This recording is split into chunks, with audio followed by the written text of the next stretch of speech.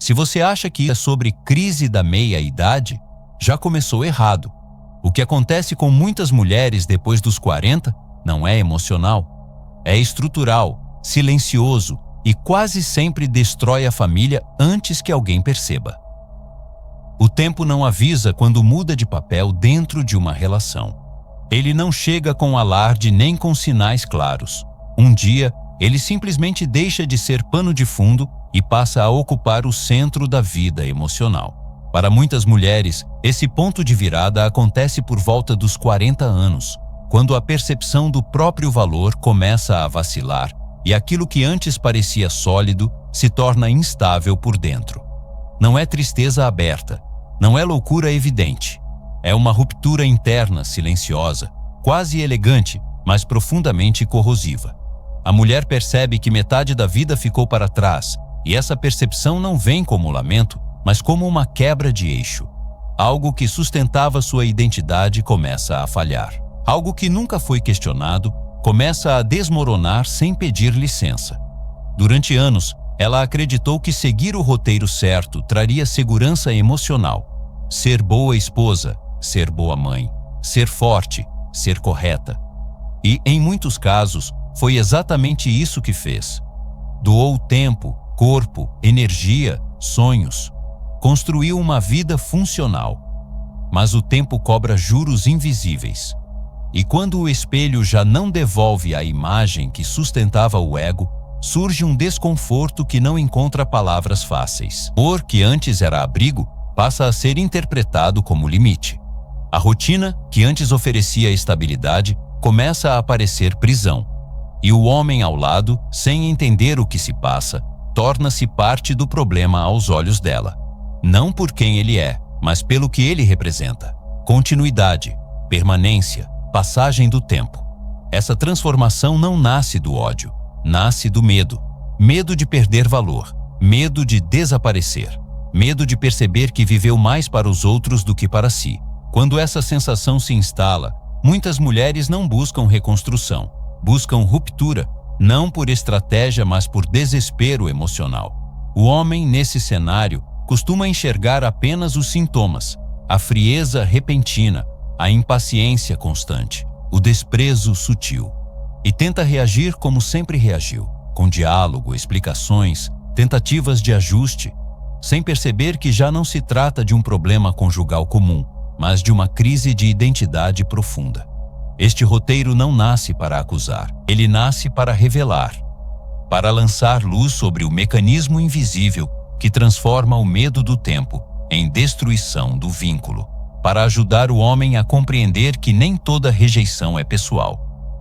Às vezes, é apenas o reflexo de uma guerra interna que ele nunca foi convidado a entender. A fome emocional que nasce quando o espelho deixa de confirmar valor. Existe um momento específico em que o espelho deixa de ser aliado e passa a ser acusador. Ele não diz nada, mas tudo muda. O rosto ainda é o mesmo, mas o significado não é. A mulher sente no corpo que algo foi perdido, mesmo sem saber exatamente o que. E essa sensação inaugura uma fome emocional que nenhum gesto externo parece saciar. O erro mais comum é acreditar que o casamento entrou em crise. Na maioria das vezes, o que entrou em colapso foi a identidade dela. A estrutura interna que se alimentava de validação começa a falhar quando o olhar do outro muda, quando o desejo já não vem com a mesma intensidade, quando a admiração deixa de ser automática. O ego feminino, historicamente nutrido pelo reconhecimento externo, entra em conflito com a realidade do tempo. Aquilo que antes confirmava valor, agora ameaça. O silêncio do desejo pesa mais do que qualquer palavra. E a ausência de validação é interpretada como anulação pessoal. O que se apresenta como busca por liberdade, raramente é liberdade de fato. É uma tentativa desesperada de voltar a sentir-se desejada, de recuperar a sensação de ser escolhida, de provar para si mesma que ainda existe como mulher e não apenas como função. É nesse ponto que surgem mudanças súbitas, no visual, no comportamento, nas prioridades. Redes sociais passam a ocupar um espaço obsessivo. Novas amizades surgem com um ar de inocência. Pequenas interações funcionam como doses rápidas de validação emocional, suficientes para anestesiar a dor, mas incapazes de curá-la. Para o homem, isso soa confuso. Ele sente que está perdendo espaço, mas não entende por quê. E quando tenta competir com essas fontes de validação, perde algo ainda mais importante: sua autoridade emocional. Porque competir por atenção nunca fortalece a presença masculina, apenas a dilui. A fome emocional não é saciada com mais estímulos, ela cresce, e quanto mais cresce, mais ela exige rupturas maiores para continuar sendo alimentada. O que começa pequeno termina em destruição silenciosa. Quando o marido vira o símbolo do tempo que ela odeia. A transformação mais dolorosa acontece quando o companheiro deixa de ser aliado e passa a ser símbolo. Ele já não é visto como homem, mas como representação daquilo que ela rejeita em si. Rotina, envelhecimento, estabilidade, limite. Tudo o que lembra que o tempo passou. Nesse estágio, a relação sofre uma inversão silenciosa. O amor dá lugar à irritação constante. A proximidade se transforma em incômodo. Pequenos gestos passam a ser interpretados como controle. A presença dele provoca tensão, não conforto. Essa dinâmica não nasce de uma análise racional. É um processo de projeção. Tudo aquilo que ela não consegue aceitar em si é combatido no outro. O marido torna-se o espelho onde ela vê refletida a própria finitude, e por isso precisa ser atacado. O homem, por sua vez, tende a reagir de forma lógica. Ele explica, ele argumenta, ele tenta consertar. Mas nada disso funciona quando o conflito é emocionalmente irracional. Quanto mais ele fala, mais ela se afasta. Quanto mais ele tenta compreender, mais ela se sente sufocada. Frases longas, tentativas de convencer, pedidos de validação. Tudo isso apenas aprofunda o abismo. Porque nesse ponto, ela não busca solução, busca fuga. E qualquer tentativa de diálogo é percebida como obstáculo. A única postura que preserva a dignidade masculina nesse cenário é a presença calma. Limites firmes, recusa em participar do caos emocional. Não por frieza, mas por lucidez. Quem se deixa arrastar para a tempestade perde o próprio eixo. A ilusão do recomeço e a armadilha da adolescência tardia. Chega um momento em que a mulher acredita que destruir o que construiu é o mesmo que reencontrar a si mesma.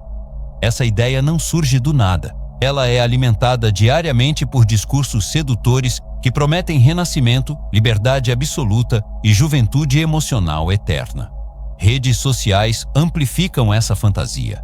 Ideologias reforçam a narrativa de que tudo que limita precisa ser eliminado. Histórias de recomeços tardios são contadas sem mostrar o custo psicológico real. E a mulher, fragilizada internamente, se agarra a essas promessas como quem busca ar. Flertes reaparecem. A validação de homens mais novos surge como prova de valor. Novas crenças, novas identidades são adotadas com intensidade quase adolescente. Tudo parece excitante, tudo parece possível, tudo parece finalmente vivo. O que quase ninguém diz é que essa euforia tem prazo curto. Ela funciona como anestesia, não como cura. Quando o efeito passa, o vazio retorna mais intenso, porque agora há mais perdas acumuladas, mais rupturas, mais silêncio. O homem que insiste em permanecer preso a essa fase apenas se desgasta. Ele tenta segurar alguém que não está indo embora dele, mas de si mesma. E ninguém pode impedir alguém de fugir da própria dor. O ressentimento como força motriz da autossabotagem. Por baixo de muitas atitudes destrutivas, existe uma raiz amarga. A sensação inconsciente de ter doado demais sem receber reconhecimento proporcional. Esse sentimento não costuma ser verbalizado. Ele se acumula em silêncio até se transformar em ressentimento. O ressentimento não grita, ele corrói. Ele transforma pequenas frustrações em ódio refinado. O que parece empoderamento, muitas vezes, é apenas raiva sofisticada, disfarçada de clareza emocional. Sarcasmo se torna linguagem habitual. Humilhações sutis passam a ser frequentes. Testes constantes de limites se instalam na dinâmica do casal. Nada é suficiente, nada é estável, tudo é questionado. As consequências não ficam restritas ao casal. Os filhos percebem, o respeito se perde, a estrutura familiar se fragiliza. O ambiente emocional da casa se torna pesado, imprevisível, tenso. O homem que reage com agressividade se perde. O homem que reage com submissão se apaga. A única resposta que preserva o centro é o silêncio posicional, não como fuga, mas como afirmação de limites internos. Quando a destruição termina, o vazio começa. Depois da ruptura, há um breve período de euforia, uma sensação de alívio, a impressão de que tudo finalmente faz sentido. A vida parece novamente cheia de possibilidades, mas esse estado não se sustenta. O silêncio chega, a solidão se instala, a ausência de estrutura começa a pesar.